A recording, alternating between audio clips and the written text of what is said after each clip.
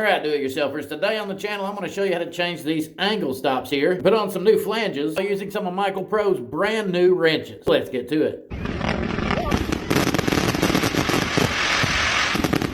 Of course, you're going to want to make sure that your water is turned off. Now, traditionally speaking, you do this job with a wrench like this right here. If you want to check that out, it'll be linked in the description box below. We have already drained the water out of this, but it don't mean that there's not going to be water inside of it. The problem I'm having is the fact that these things are sealed on here good. I've been on here for a decade or two, so chances are whenever I lock down on this thing, it's going to break it. This thing right here is probably going to slip. Now, it's a good tool to have in certain situations, but in situations like this where it's not getting a really good grip, it's going to slide off there, you definitely need something better. You have the Michael Pro dual action wrench to combine with this particular tool right here. You could use both tools to get this job done because you need something to grab onto the angle stop whenever you're breaking the nut loose. For the purposes of this video, we're going to use half the other tool and half Michael Pro because we're going to stick this down in here. Now with the Michael Pro, all you got to do with this, you might be in a tight confined space, you just pull back on this thing and lock it around whatever fastener, whatever pipe it is that you're working with, you can get that job done. The fastener's facing me, so that means it's going to be going to the right. Now if I was to be screwing it on the other direction, it'd be going on to the left. Simply open up this jaw right here, you slide it over top of that fastener, make sure you got a really good bite. But of course, I'm not going to have a lot of leverage with this simply because I've not got a big handle here. It's okay, we can bypass that. All you need is a ratchet, an extension bar, or a breaker bar. Because these tools right here have a male or female adapter on the bottom side. So you can hook the bottom side up to your extension, hook up your ratchet or breaker bar into the square drive.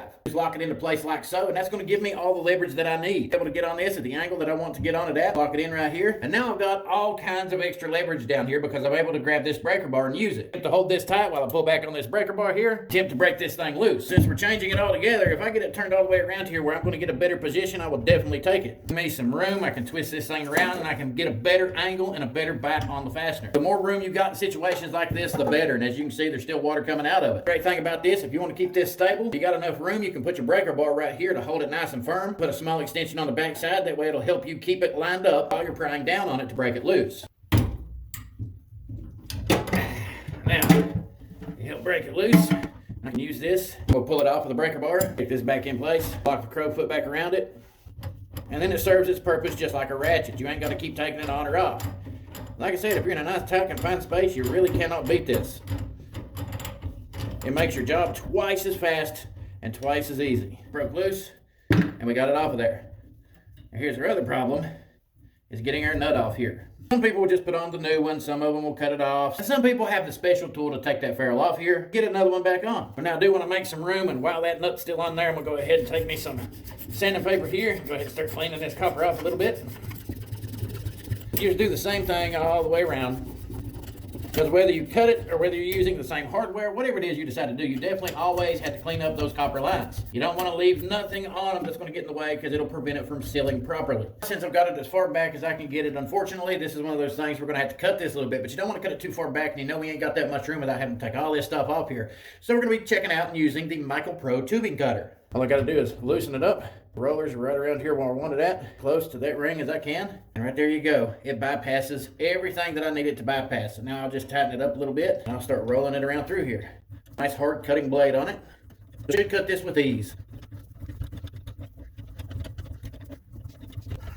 And right there we go. It's cut off there. See, by looking at this, it made a nice flush cut. Really good job. Get this old ugly rusted flange off here, get it out of the way. Take your new one. You can push those little clips down here in the back, help it slide right on here. See there, I pushed them down just a little bit, just enough to where I can slide them over this and get a good grip. Let's keep everything nice lined up against the wall. You're going to want to take your sandpaper again. Sometimes you'll need a deburring tool to deburr these. If you got a really good cut, you ain't got to worry about that sort of stuff. That's the beautiful thing about having this multi-purpose tool right here, because if you look right there where you put your thumb at to roll back the jaws, it'll fit right inside here, and it'll help you ream that out and deburr that line. Not be good for all sizes, but it definitely works on 1/2 inch to 3/4.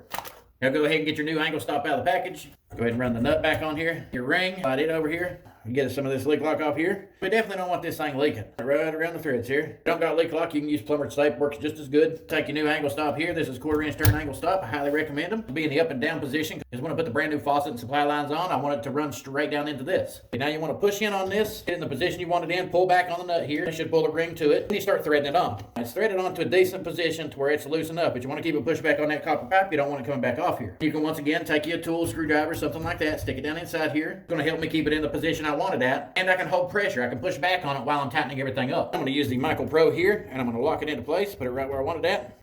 I'm going to go ahead and start tightening. Now that's pretty tight right there. I don't want to over tighten it, but I do want it to be a little bit tighter. That way it pushes that compression ring down and it gives it a good nice tight fit up against the copper line. Again, you can use this with different tools, whether it's an extension, breaker bar, ratchet, whatever works for you in the situation that you're in. Now I'm gonna hold it in place where I want it at, barely snug it up here. And now I feel confident that it's nice and tight. What I have to do at this point is to finish reassembling this sink, change the other angle stop, put my supply lines on, then check for a leak. See, everything's assembled, the lines are on, there's no leaks, been running water through it, got the brand new faucet, all that sort of stuff installed. Video is not the be-all end-all whenever it comes to angle stops and how you change them, simply because I just wanted to demonstrate the michaelpro tool in this particular situation, just to kind of showcase it a little bit, because the tool review on this is coming up. If you're interested in that, pop the clutch on that subscribe button, stay tuned to the channel, follow all these social media platforms. If you do got these michaelpro tools, comment down below, let everybody know your thoughts. Until next time, go ahead and visit gomichaelpro.com. Keep doing that blue collar hustle.